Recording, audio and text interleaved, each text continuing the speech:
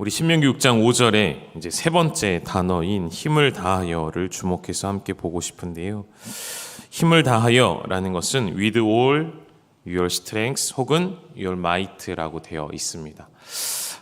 이 힘을 다한다는 것이 무엇인지, 힘으로 번역된 이 단어가 의미하는 것은 무엇인지 조금 더 깊이 살펴보면서 올 한 해를 정말 힘을 다하여 주님을 사랑할 것을 우리 한 번 더 결단하고 다짐하는 시간이 되셨으면 좋겠습니다.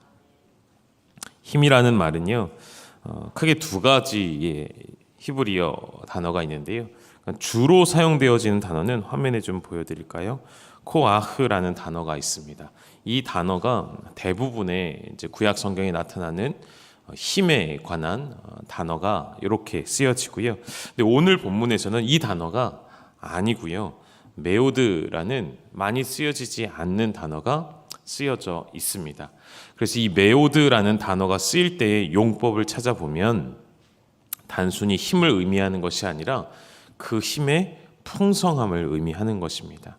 그래서 심히 혹은 많은 이런 뜻을 가지고 있거든요.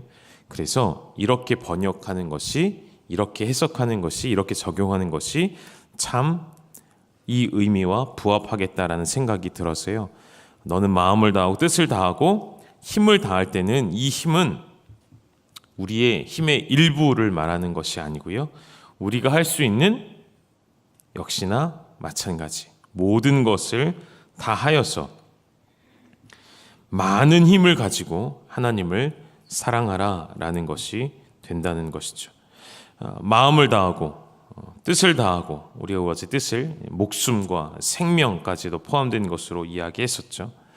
내 의지와 생각과 내 목숨과 호흡까지도 다하고 온 생명을 다 드린 이후에 또다시 남겨진 모든 것까지 다요. 내가 남겨두었던 모든 것을 다 동원하여서 하나님을 사랑하라 명령하신다는 것입니다. 여러분, 우리가 하나님을 사랑하기 위해 사용하는 이 마지막 단어는 그래서 전혀 다른 생소한 것을 의미하는 것은 아닙니다. 이것은 우리의 무엇이라고요? 모든 것, 우리의 모든 것을 의미하는 것입니다. 메오드로 하나님을 힘있게 사랑한다는 것은 내가 가진 모든 시간, 내가 가진 모든 기회, 내가 가진 모든 능력, 내가 가진 모든 가능성까지도 다 가지고 와 하나님을 사랑하는데 다 내어드리겠다는 뜻이 된다는 것이죠. 찬양의 가사처럼 주께 아끼지 않는 자에게 라는 가사가 나온 찬양이 있잖아요. 주님께 나의 모든 것을 다 드리는, 그래서 어찌 보면 우리가 보셨던 마음이라는 단어, 뜻이라는 단어, 힘이라는 단어, 이 세 가지 중에 가장 범위가 넓고 포괄적인 단어가 이 힘, 메오드라는 단어입니다. 히브리어 성경을 그리스어로 번역한 유대 학자들이 이 쉐마에서 메오드라는 단어를 보게 되어질 때에 이 단어를 두나미스 혹은 뒤나미스라는 단어로 번역을 하게 되어집니다. 여러분, 그 단어에서 다이너마이트라는 폭발물의 단어가 파생이 되었죠. 그만큼 큰 능력, 큰 힘으로 봅니다. 그리스어로 번역할 때 그렇게 그런 능력으로 보았던 것이고요. 폭발력이 있는 힘, 사람이 감당할 수 있는 힘의 한계를 벗어나는 힘. 그러면 히브리어 아람어 번역에서는요, 이 단어를 해석할 때에 이 메오드를 재물이나 부로 봅니다. 그러니까 부와 재물로 본다는 것이죠. 그래서 흔히 말하는 돈이 있는 자가 힘과 권세를 가지는 것처럼 돈이라는 것이, 부와 재물이라는 것이 많은 것을 할 수 있는 가능성을 열어주는 것은 맞겠죠. 그러나 이 메오드가 단순히 힘이나 혹은 재물이나 부에 국한되는 단어가 아니라고 말씀을 드리고 싶은 것이고요. 이 단어는, 이 힘이라는 단어는 우리가 하나님을 사랑하는 데 있어서, 하나님에 대한 사랑을 표현하는 방법에 있어서 그 무엇도 제한되지 않고 모든 것을 다하여 하나님을 사랑하는 것이라 말씀드릴 수 있겠습니다. 그래서 다시 정리하면 이 메오드라는 힘이라는 단어는 사람의, 우리의 삶의 모든 것, 모든 순간, 모든 기회, 오늘 바로 지금 이 순간에도 우리는 힘을 다하여 하나님을 사랑할 수가 있는 것이죠. 우리를 창조하시고 우리를 만드신 이의 목적을 따라 우리의 머리부터 발끝까지 우리의 모든 각 몸의 기관과 생명과 그 모든 것이 하나님을 사랑하도록 지음받은 존재라는 것. 그래서 우리의 존재 목적과 연결이 되는 것이죠. 여러분의 지음받은 여러분의 육체는, 여러분의 영혼은 하나님을 사랑하기 위해 지음받았다는 것입니다. 지금 여러분의 그 손이, 여러분의 두 다리가, 여러분의 눈과 입과 귀와 코와 모든 것이 하나님을 사랑하기 위해 지음받았다는 것이죠.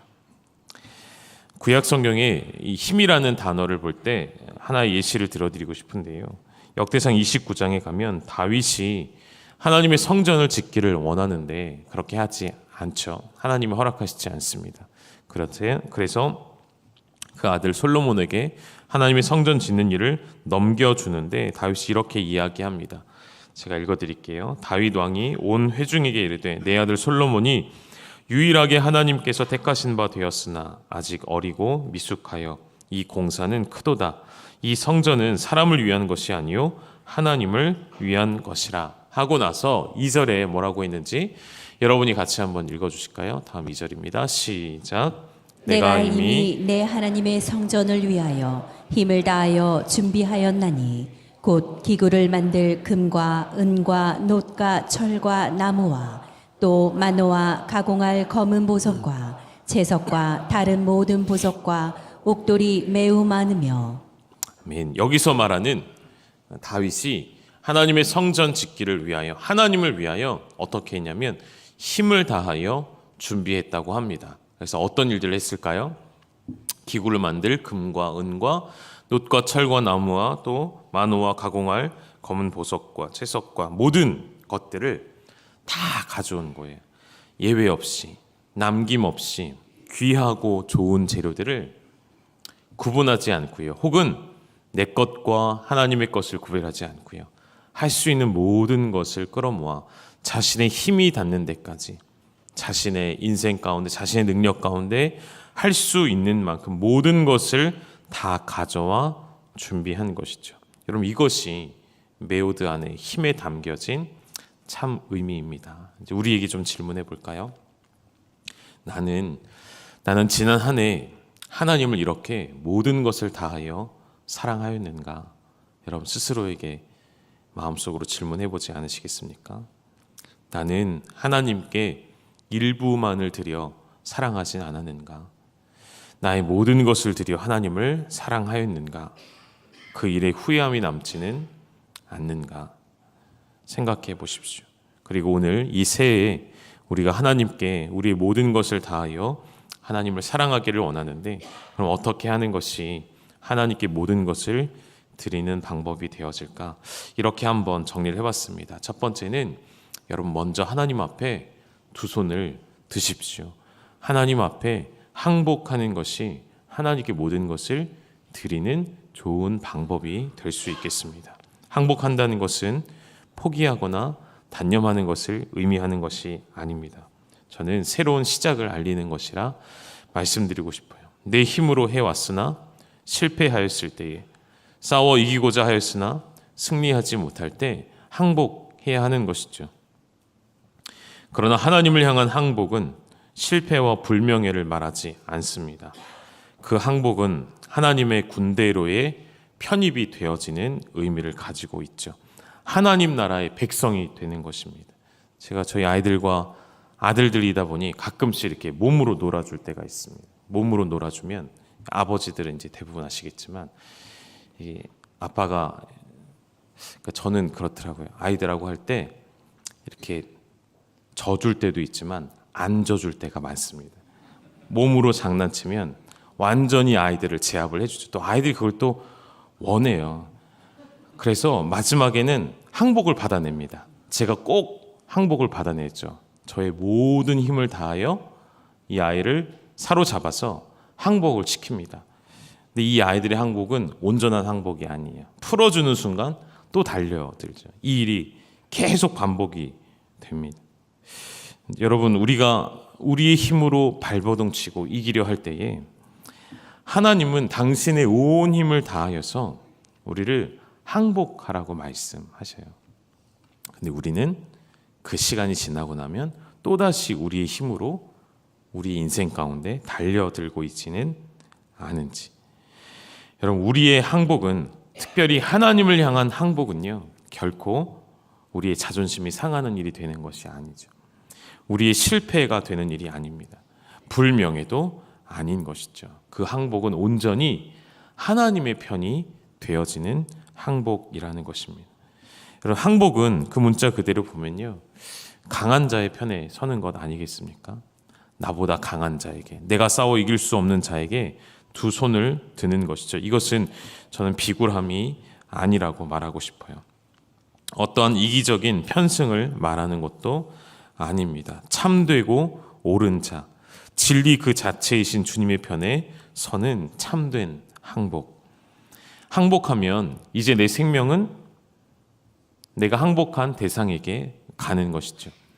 나의 모든 권리가 박탈당하고 나를 통치하는 주권이 내가 항복한 그 대상에게 가는 것이죠. 우리 주님은 우리를 전쟁 가운데 우리가 항복하였다고 하여서, 일반 전쟁에서는 그런 일이 비일비재하죠. 항복하여 편입시킨 상대방의 군사들을 전장의 가장 앞에 먼저 총알바지로 내세우는 일들이 세상에는 많이 있죠. 전쟁의 포로들을 전쟁의 가장 앞에 앞세우곤 합니다. 그러나 우리 하나님은 우리가 항복할 때에 우리에게 어려움을 주시는 분이 아니시죠. 우리를 전장의 맨 앞에 내세워 총알바지가 되게 하시는 분이 아니시죠. 우리가 하나님께 항복하면 하나님 우리에게 어떤 일을 행하십니까? 우리를 가장 안전한 곳에 두시고요, 그 전장의 가장 최전방에는 누가 서십니까? 우리 주님이 우리의 대장 되셔서 서시는 것이죠. 우리를 대신에 십자가에 달리신 그 죽음 앞에 자신을 최전방으로 내모신 분이 바로 우리 하나님이신 것이죠. 하나님은 그렇게 우리를 힘을 다하여 사랑하시는 것입니다. 우리를 대신에 싸워 죽으신 분이시죠. 그러나 그 죽음이 결코 실패가 아니라 영원한 승리임을 우리는 아는 것이죠. 또한 믿는 것이죠. 그래서 여러분, 승리의 왕이신 우리 주님께 온전한 항복으로 나의 모든 것을 내어드리시기를 소망합니다. 2025년 여러분의 모든 고난을 하나님께 내어드리는 것, 하나님의 억압이나 혹은 우리의 자유를 상실함이 아니라 항복하는 순간, 여러분, 진짜 내 영혼의 자유함이 무엇인지, 진짜 내 영혼이 살게 되어지는 것이 무엇인지 우리는 깨닫고 또 알게 되어질 것입니다. 모든 것을 드리지 않는다면, 앞에 계속 말씀드린 것처럼 일부만을 드린다면 그에게는 어떤 삶이 펼쳐질까요? 여러분, 일부를 드린다는 것은 하나님 편에서 보면 일부만 책임져 잘라는 뜻 아닐까요? 우리의 마음의 절반이 세상을 향하여 있고 절반이 하나님을 향하여 있다면, 여러분, 우리의 인생의 절반만 하나님 통치해 주십시오 하는 것이 아니겠습니까? 일부만 책임져 주시는 하나님의 은혜를 여러분 경험하고 싶은 것 아니시잖아요. 그렇다면 모든 것을 책임져 달라 구하기를 원하신다면 다 드리셔야 합니다. 모든 영역을 하나님의 것으로 온전히 인정하는, 여러분 잘 오늘 기억해 두셨으면 좋겠습니다. 올 한 해 하나님 앞에 이 첫 걸음을 시작하면서 항복하는 삶, 내 두 손을 하나님께 온전히 들고 내 전부를 드리는 삶, 이것이 가장 좋은 방법이라고 말하는 것이 아니라 우리가 살 수 있는 어떤 방법일까요? 유일한 방법이 되는 줄로 믿습니다. 한 가지 더요. 하나님께 모든 것을 드리는 삶은 자신을 온전히 아는 것으로부터 시작이 되어지죠. 우리 다음 화면 좀 보여주실까요? 자신을 온전히 아는 것, 온전한 항복을 위해서 우리는 나 자신을 온전히 알아야 합니다. 창세기 3장 5절의 말씀 한번 읽어보실까요? 시작. 너희가 그것을 먹는 날에는 너희 눈이 밝아져 하나님과 같이 되어 선악을 알 줄 하나님이 아심이니라. 아멘. 여러분, 이 창세기 3장에 나와 있는 타락의 기사 가운데 우리가 알게 되어지는 중요한 원리들이 몇 가지가 있는데, 그 중에 하나는 우리는 피조물인데요, 피조물임에도 피조물임을 인정하지 않으려 한다는 것입니다. 이 땅에 살아가는 모든 인간은 창조주가 아니라, 주권자가 아니라 피조물에 불과함에도 불구하고 우리는 끝까지 주권자의 자리에 서려고 하죠. 창조주의 자리에 서려고 하죠. 인정하고 싶지 않은 것이죠. 내 스스로 나의 삶을 책임지는 존재가 될 수 없음을 인정하고 싶지 않은 것이죠. 그래서 우리는 끝까지 내가 책임지려 합니다. 끝까지 내가 가져가려 합니다. 이것이야말로 저는 죄의 기초라고 말씀드리고 싶어요. 방금 읽으신 창세기 3장 5절의 말씀처럼 여러분, 이것만큼 인간에게 있어서 가장 큰 유혹이 있었을까요? 하나님과 같이 될 수 있는 방법. 피조물이 창조주가 될 수 있는 방법을 듣게 되니 가만히 있을 수가 없는 것이죠. 하나님과 같은 위치에 서고 싶은 것이 태초로부터 시작된 인간의 욕망이었던 것입니다. 우리는, 저와 여러분 모두는 이 욕망 가운데 사로잡혀 있는 사람인 것이죠. 그러나 그 욕망의 결과는 어떻게 되죠? 하나님처럼 되는 것이 아니라 죄인이 되는 것이죠. 하나님처럼 사는 것이 아니라 죽음에 이르게 되는 것, 하나님의 동산에서 쫓겨나게 되는 것. 여러분, 우리에게 주어진 것들, 우리가 가진 것들이 간혹 우리의 위치를 혼동하게 만드는 것 같습니다. 우리의 시간, 내가 조절할 수 있는 시간들, 내가 지킬 수 있는 건강, 혹은 나의 능력, 나의 힘, 내게 있는 부와 재물, 나의 어떤 지위, 나의 어떤 능력들을 가지면 그것이 나로 하여금 모든 것을 할 수 있는 위치에 선 줄로 착각하게 만든다는 것이죠. 그래서 신명기 말씀, 가나안 땅에 들어가기 위한 하나님의 백성들에게 다시 하나님은 모세를 통해 말씀하는 것이죠. 너희의 모든 것을 다하여, 힘을 다하여, 그 모든 것은 오직 하나님을 사랑하는 일에 다 쏟아 부으라 명령하는 것이죠. 우리의 모든 것을 가지고 그 방향이 잘못되어지면 우리는 전혀 엉뚱한 싸움을 하게 되는 것이죠. 여러분, 야곱의 씨름은 누구와 싸우는지도 모르고 한 씨름이었죠. 믿음의 선한 싸움을 싸워야 하는데 내가 누구를 향하여 싸우고 있는지도 알지 못하는 것, 우리는 간혹 싸움의 대상을 혼동할 때가 있는 것 같습니다. 공동체 안에서 왜 싸우십니까? 왜 성도와 성도끼리 싸울까요? 왜 교회와 싸우십니까? 왜 주님을 대적하려고 하십니까? 스스로 분열하죠. 여러분, 교회가 왜 분열되는지 아시죠? 여러분, 분열되는 교회를 경험하신 적이 있으십니까? 그 가장 큰 원인은 모두 다 자기가 옳을 때, 모두가 다 각자가 옳다고 생각할 때 교회는 분열되어지는 것이죠. 단 한 사람이라도, 단 한 명이라도 내가 죄인입니다, 내가 부족한 자입니다 라고 고백하면 여러분, 교회 공동체는 분열되지 않습니다. 다시 말하면 우리의 위치가 하나님의 자리가 아닌 피조물의 위치라는 것을 기억한다면 우리는 결코 망하지 않습니다. 왜죠? 책임지시는 분은 하나님이시기 때문인 것이죠. 여러분, 엉뚱한 싸움을 하고 계시는 분들 안 계시죠? 싸움의 대상을 혼동하는 분들 안 계시죠? 공동체 안에는, 열방교회라는 공동체 안에는 동역자만 있습니다. 같은 방향을 가는 것이죠. 방법은 다를 수 있지만 모두 다 한 길을 걸어가며 같은 방향으로 서 있는 동역자만 존재한다는 것입니다. 내가 싸움의 대상을 혼동한다는 것은 여전히 내 인생에 생명을 주신 이의 목적을 깨닫지 못하고 있다는 증거입니다. 여러분의 삶의 목적을 아직도 혼동하고 있다는 증거라는 것이죠.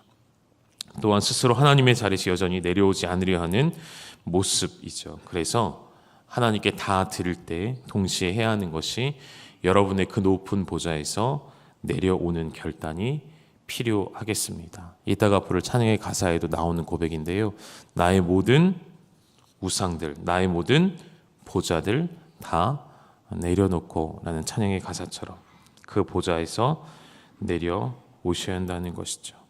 내 자신이 피조물이라는 한계가 있음을 인정할 때에 우리는 자신을 하나님께 온전히 힘을 다하여 드릴 수가 있는 것이죠. 여러분, 언제 분노하십니까? 세상의 악한 일들을 보면서도 분노하시겠지만, 때때로 나의 한계를 알지만, 마음으로는 나의 한계를 알지만 그 한계를 받아들이지 않으면서 내 뜻대로 안 될 때, 스스로 한계에 부딪힐 때 초조해지고 불안해지고 분노할 때 없으시던가요? 내 힘으로 아무리 하려고 해도 안 될 때 혹시 분노하신 적 없으십니까? 그래서 여러분, 인정하셔야 합니다. 나는 피조물에 불과한 존재라는 것을. 세 번째, 마지막입니다. 어떻게 하는 것이 하나님께 온전히 우리의 모든 것을 다 드리는 것일까? 하나님을 다 사랑하는 것일까? 의심이 없는 믿음으로 살아내셔야 하겠습니다. 내 한계를 인정하기 위해서 의심 없는 믿음이라는 것은요, 두 번째인 나 자신을 아는 것과 이제 반대의 개념입니다. 나를 만드신 창조주 하나님을 온전히 아는 것으로부터 시작되는 것이죠. 의심이 없는 믿음이라는 것은요, 우리의 믿음 자체에 의심이 없다는 것이 아니라 우리의 믿음이 대상이 되는 분을 의심할 필요가 없다는 이야기입니다.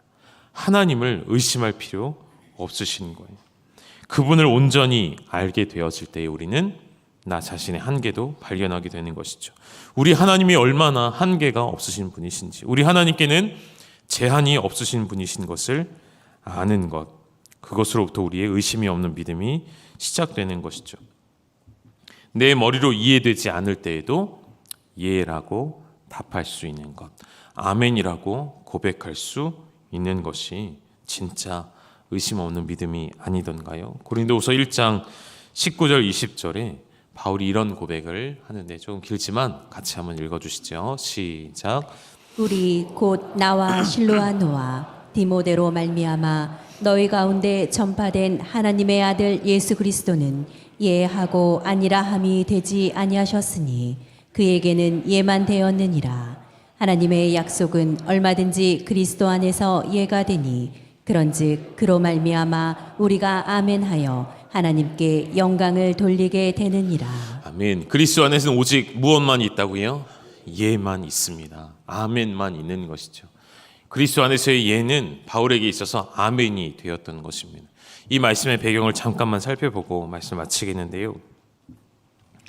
고린도 교회를 개척하기 위해 바울이 그 땅을 밟았었습니다. 그리고 고린도전서를 보낸 이후에 약 AD 55년경에 에베소에 머물던 바울이 고린도 교회의 분쟁과 분열과 아픔을 듣게 되어지죠. 그리고 바울이 이 고린도 교회를 방문하게 되어집니다. 그 기쁨의 방문은 아니었을 것입니다. 근심과 염려와 그들을 견책하며 그들에게 진리를 선포하기 위해 방문했을 것입니다. 그런데 이러한 바울의 갑작스러운 방문이 고린도 교회에 있는 바울을 대적하는 사람들에게는 기쁜 소식이 아니었겠죠. 바울을 모함하기 시작합니다. 바울이 이곳을 방문하여서 자신의 어떠한 사적인 이익을 취하려 한다라는 모함을 하기 시작했다는 것이죠.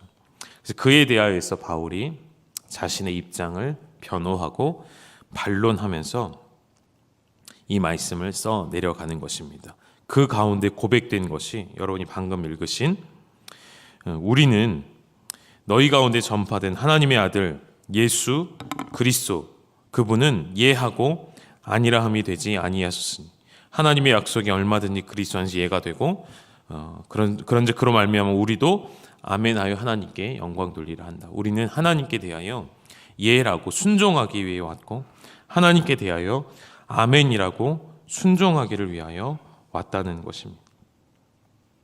이 고백을 하나님께 올려드리고 있는 것입니다. 이 고린도후서 1장의 이야기를 바울이 고백할 때에 바울은 자신의 유불리를 따라 이 땅에 왔음을 이야기하지 않습니다. 자신의 어떤 사적인 이득을 취하기 위해 왔다고 말하지 않습니다. 이 사회가 고린도 교회도 마찬가지고요. 이 사회가 정직하지 않고 공평하지 않은 사회로 점점 치닫게 되어지죠. 이런 세상을 보면서 우리는 깨닫게 되어지는 것이 있습니다. 자신의 이익을 위해 노라고 외쳐야 할 그곳에서 예스를 외치는 사람들. 조금 전에 예라고 했지만 뒤돌아서서는 노라고 말하는 인간의 얄팍한 속임수들. 그것을 지난번에는 하나님 앞에서 그렇게 행할 때 하나님을 기만하는 것이라 우리가 이야기를 했었죠. 하나님을 기만하는 죄의 형벌은 크죠. 겉과 속이 다른 것. 제사장들이 아무리 겉으로는 목욕을 제게하고 깨끗하게 거룩한 몸을 가졌을지라도 그의 마음속에 더러움이 있고 그의 마음속에 하나님을 향한 경외가 없다면 그는 제사장의 사역을 더 이상 이어갈 수 없었던 것처럼, 하나님 그 자리에서 그 영혼을 치셨던 것처럼, 우리가 오늘 하나님을 온전히 안다면 여러분, 하나님 앞에 우리는 거짓을 고할 수가 없는 것이죠. 그리스도께서 하나님 앞에 예스라고 하신 순종은 앞에서만 보여주시는 순종이 아니셨죠. 그의 모든 것을 다 넘겨주시는 순종이셨던 것입니다. 그리스도께서 그러한 신실함을 보여주시는 것, 그것이 우리에게는 의심이 없는 믿음의 기초가 되었던 것입니다. 예수 그리스도께서 하나님 앞에서 예만 되셨음을 바울이 기록하고 있는 것처럼 하나님의 그 뜻은 그리스도의 예라는 대답을 통해 이루어졌죠. 십자가 위에 부활하신 무덤에서 이루어져 바울의 귀에 들려오고 바울이 경험하게 되어지는 복음이 되어지고 오늘 우리 앞에도 참된 복음이 되어 선물로서 다가온 것이죠. 여러분, 하나님을 온전히 알게 되어진다면 하나님 앞에 우리가 행할 것은 오직 예, 오직 아멘 외에는 없다는 것입니다. 그것이 우리의 의심 없는 믿음의 기초가 된다는 것이죠. 히브리서 기자도 그렇게 예수님에 대해 이야기하죠. 히브리서에 보면 5장에 가면 그가 아들이시면서도 받으신 고난으로 순종함을 배우셨다라고 표현합니다. 여러분, 성경 66권 전체는 창세기부터 계시록까지 수많은 저자들이 있고 수많은 시간에 걸쳐 기록된 말씀이지만 이 책이 한 권의 말씀이 되고 한 권의 책이 될 수 있는 것은, 다시 말하면 이 성경이 주장하고자 하는 것이 모두 다 일관성을 가지고 한 방향으로 가는 것은 하나님의 뜻이 일관성이 있고 하나님의 뜻이 변함이 없기 때문이라는 것이죠. 그럼 사람은 자꾸 변하죠. 변동이 있죠. 이렇게 했다가 저렇게 했다가 사람은 자꾸만 말이 바뀌어집니다. 그러나 하나님은 그렇지 않습니다. 그러나 성경은 그렇지 않습니다. 그러니 그분을 온전히 신뢰할 수 있다는 것입니다. 그 어떠한 것도 이 세상에는 변하지 않는 것이 없지만, 그러나 우리 하나님은, 우리 주님은 십자가의 그 모든 사건을 변함없이 이루셨고 여전히 저와 여러분을 온 힘을 다하여 사랑하시면서 하나님의 구원을 온전히 완성시켜 가고 계십니다. 여러분, 그분 앞에 우리의 모든 것을 왜 드리지 못하겠습니까? 왜 그분이 가는 걸음에 나의 모든 것을 쏟아붓지 않을 수가 있겠습니까? 올 한 해 우리의 마음과 우리의 뜻과 우리의 목숨, 생명, 호흡과 그리고 나의 모든 것을 다 예외 없이 하나님을 위하여 드리시는 하나님의 거룩한 자녀, 거룩한 교회 되시기를 주님의 이름으로 축원드립니다.